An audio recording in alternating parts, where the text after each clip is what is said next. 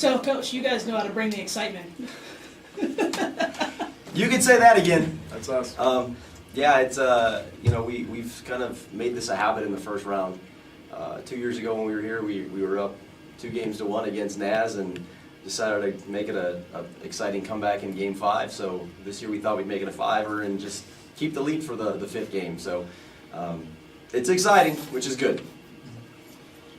Let me start. Connor, just describe, I mean, basically Jim Schultz is almost like, you will see Jim Schultz and then you'll see maybe him not be who he is at times. I mean, what is that like for you to kind of manage where just his energy level where, first set, bam, he kind of hits you and then, try to get him back engaged like that?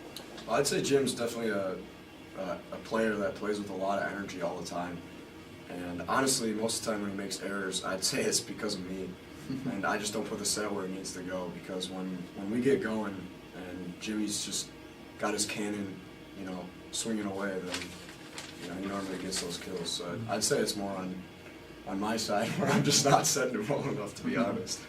Yeah, and Jim, on that point, how do you kind of get yourself going back again? Where sometimes where all of a sudden you'll make a reappearance, and all of a sudden it's like, okay, there's that guy again. What is that? How do you get yourself back in? You just got to keep up your energy. I mean, I know when I'm playing bad, and you just try and play even harder then.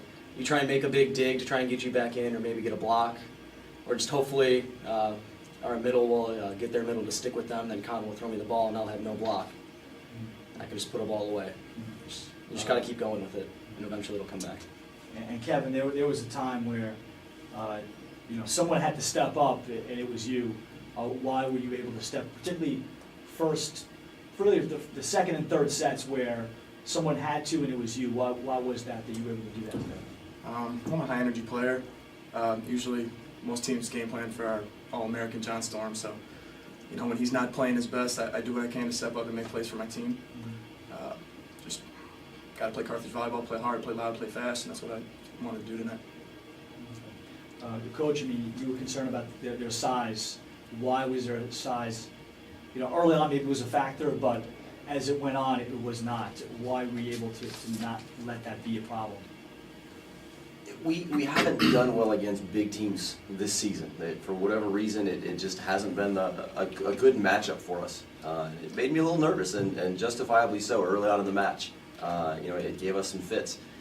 We had a few matchups, we had a few things that we thought, in the last 2 weeks that we thought we could exploit, and we did.